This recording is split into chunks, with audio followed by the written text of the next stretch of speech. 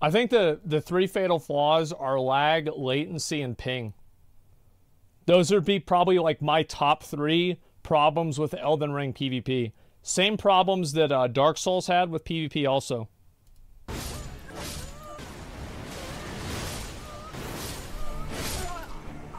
Alright, what's going on, guys? So it's been a few weeks since we got the Elden Ring DLC 01, or the Colosseum update as it's called, or as Xbox refers to it as, the Lands Between DLC for Elden Ring. And it's no secret that this was a PvP-centric update. And pretty much all of the updates in the last 6 months have been as well. And the reality of it is that PvP is in the best place that it ever has been since Elden Ring launched. From Software has been absolutely killing it, taking all of our feedback and implementing it almost to a T, giving the fans some of the best support they've ever put out, and they deserve. Yeah, I think that the Colosseum thing, the only thing I wish you could have with the Colosseum is if you could watch spectator mode and watch other people play.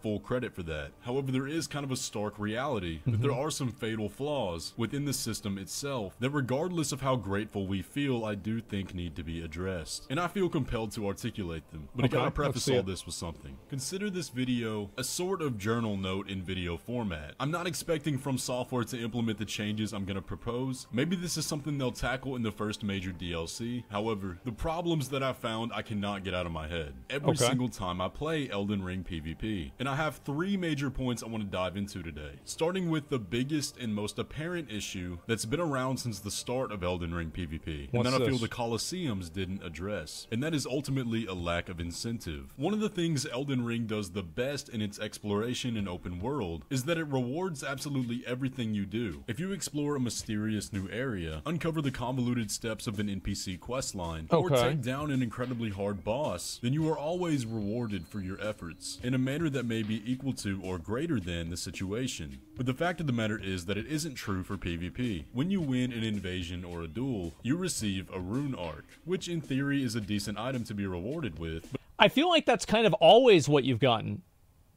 Is like you get your humanity and Dark Souls. Yeah, I think that's always the way it's kind of worked.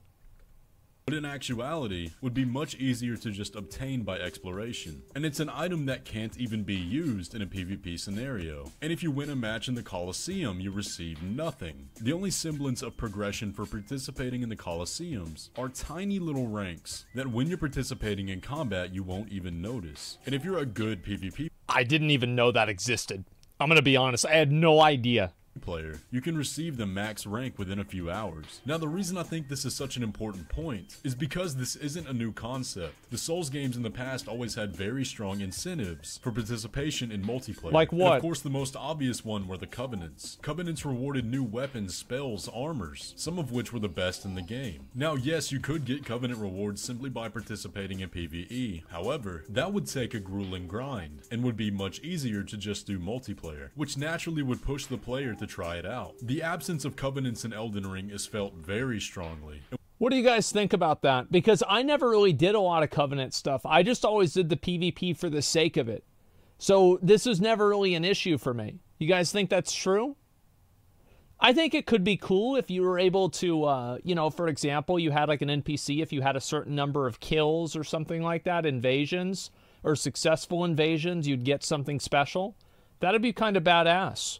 Like a new weapon. It would just be bad if the weapon was like super overpowered. We could talk about that forever, but if you played the past Souls games, then you get the point. Even if we want to talk about past Colosseums though, Elden Rings rewards the player the worst out of all of them. The Battles of Stoicism in Dark Souls had a universal leaderboard for you to climb the ranks in. You could go to the gazebo and see in real time who was at the top. So there was always a reason to go earn more points. Dark Souls 2 allowed the player to get an entirely new invader glow that could be used across all invasions. Now Dark Souls 3 had about the same system as Elden Ring. However, that game had Covenant, so we can give it the slight edge. So you can see the entire situation around Elden Ring multiplayer is that there's simply no reason to do it. Yes, of course, it's fun, but incentive-wise, it's a shell of what we had in the past. I do think this is an issue, because like a lot of people will say, well, if it's fun, then people should do it because it's fun. But the truth is, he is right that if you don't give people a reason to do something, they probably won't do it. Now, usually when I bring this up, People will say, but Elden Ring is not a multiplayer game. It's not a live service, so why even care? And my response to that would be that that's simply not true. From Software are treating multiplayer as something that's supposed to be enjoyed along long periods of time, which is why they're updating it. And I simply find an incongruency with their behavior in rolling out patches so often, and not adding rewards for participation in the mode that they're holding so high. And I honestly think that is the final puzzle piece that needs to happen. Now, the second main point that I think is almost up there with incentives is that multiplayer in this game does not utilize the game's full potential. But let me start by giving credit where credit's due. We've seen a taste of what could be possible with the Caelid Spirit Summon battles. This mode is absolute chaos and is unlike anything we've ever played before. And I feel like whenever I tried to queue the Caelid one, I couldn't even get a queue. It's like nobody was doing this one. Pretty much everybody was doing the like the Landell one or the one down there at the bottom in Limgrave. it's a perfect example of using one of Elden Ring's new and creative features, Spirit Summons, in a way that makes multiplayer fresh and inspiring. But it's only one of many new things that Elden Ring could have implemented to make it even better, and we have several unused possibilities here. And the obvious standout to me is horseback combat. Torrent introduces a whole new element to the game that makes Elden Ring entirely unique, and I can't help but see such a massive opportunity here that would make multiplayer so much more fun. Imagine if you invaded somebody in the open world and you could chase them down on horseback or have jousting competitions with your friends. I do think this would be cool. Like, is this going to completely reinvent Elden Ring PvP? I don't think so. But overall, I do think it looks cool. Yeah, it'd be bad. Well, no, it would be an added thing that you just put into the game that people can do if they want to. It's kind of like it's like the arena with spirit summons. Hey, we put this into the game because it might be fun for some people, and if you don't think it's fun, you don't have to do it. People just run away. Yeah, that's a good point. Why they didn't do this, but it would still be possible. Even if we want to talk about the Colosseums, we very well could have had the opportunity to use horseback here, and that would be another level to combat that would come with its own advantages and disadvantages. Say for example, Torrent has low health, but would make up for it with speed. You can't use Ashes of War on horseback, but you also unlock a whole new moveset, and they could have even made a horseback only It's mode only usually with one or its two own map, attacks. where Torrent is invincible. Now yes, they may be pretty cumbersome, but I can't help but see the opportunity here. And aside from Torrent, we also have Great Runes, which open up entirely new build opportunities. And I gotta say, I don't understand why we can use Flask of Wondrous Physic in the Colosseums, but not Rune Arcs. Clearly, there's no logistical reason of why that wouldn't be. It's because it would be annoying. I would rather have the flasks because that way I don't need to have a consumable to get into the PvP. Maybe that's just me, but like I would not like it if, for example, I went into it and I needed to have a rune arc on in order to be on the same page as everybody. Whereas whenever you have a Flask of Physic, you have that every single time. Possible. And I could go on and on. Another one too, no, the Colosseum only has one map. Every single Souls game in the past had multiple maps for the Colosseums, all with different topography. And there are so many cool landmarks in Elden Ring that would make amazing PvP maps. For example, the Raya Lucaria Courtyard, Godrick's Arena. Yeah, like you want to have different arenas with different points of like line of sight. So like, for example, you want to have one with maybe a big pillar in the middle, or one with like pillars on the edge, or maybe one with no pillars.